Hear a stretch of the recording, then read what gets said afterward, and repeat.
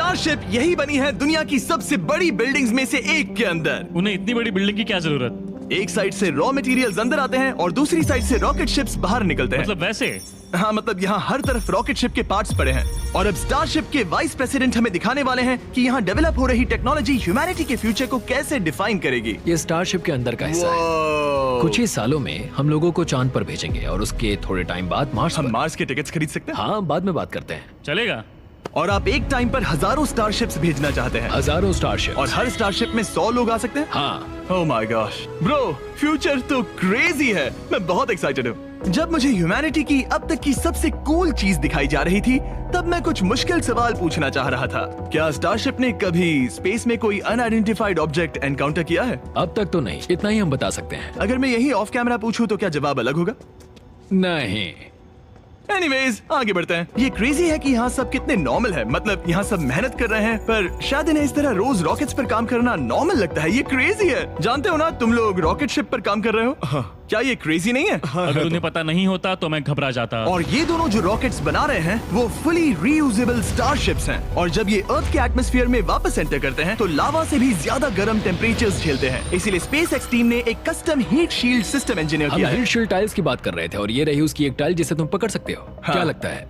तो ये है वो हीट शील्ड टाइल। ये असली हीट शील्ड टाइल ये है। तो बहुत हल्की है। इसे पकड़ के देखो। क्योंकि इनमें ऐसे टोटल Styrofoam 18,000 लगे हैं। ये कितनी गर्म हो सकती है? इतना गर्म कि इसे ब्लो टॉर्च से भी कोई फर्क नहीं पड़ेगा। अगर मैं अपना हाथ यहाँ रखूं, ये टाइल यहाँ हो और आप इस पर ब्लो टॉर्च चलाओ, तुम्हें कुछ नहीं होगा।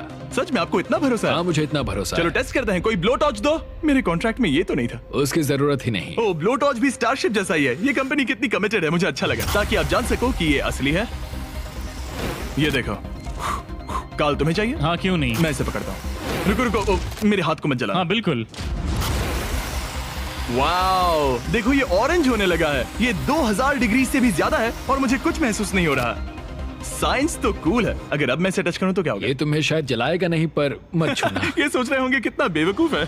स्पेसएक्स एक ही टाइम पर सैकड़ों स्टारशिप्स बना रहा है। आप लोग रॉकेट्स ऐसे बना रहे हो जैसे ये कोई कार हो। एग्जैक्टली, ये बेसिकली एक कार असेंबली लाइन है जो रॉकेट्स बनाती है। इसके बाद मुझे वो करने की परमिशन मिली जो नॉर्मली सिविलियंस के लिए ऑफ लिमिट्स होता है। ये एक फ्लैप है, यहाँ सारी टाइल्स इंस्टॉल की जा रही क्या हैं। मैं एक लगा सकता हूँ? पूछने दो, हम नहीं चाहते कि रॉकेट फट जाए। हाँ बिल्कुल। मतलब हमने कभी किसी अनट्रेन्ड इंसान से फ्लाइट हार्डवेयर इंस्टॉल नहीं करवाया।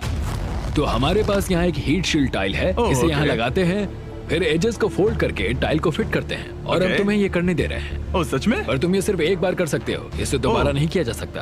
तो अगर ओह। तुमने कोई गड़बड़ की तो हमें इसे तोड़ कर निकालना होगा। सच में? हाँ, तो नो प्रेशर। ये तो काफी प्रेशर ओके, लग रहा मैं है। तैयार हूँ। मैं रॉकेट इंजीनियर हूँ। हाँ, अगर तुमने ये सही किया तो ये स्पेस तक जाएगा ओके। और अगर नहीं किया इसे तो निकालना खत्म। पड़ेगा। लेकिन हाँ, ऐसे तो नहीं। नहीं, उल्टा है। बिल्कुल गलत। इसमें सच में रॉकेट साइंस लगेगी। अब बस इसे धक्का दो। बस नीचे पुश करूँ? हाँ, हो बहुत गया। अच्छे। ओके, तुमने कर दिखाया। अब मैं इस पर साइन कर रहा हूँ।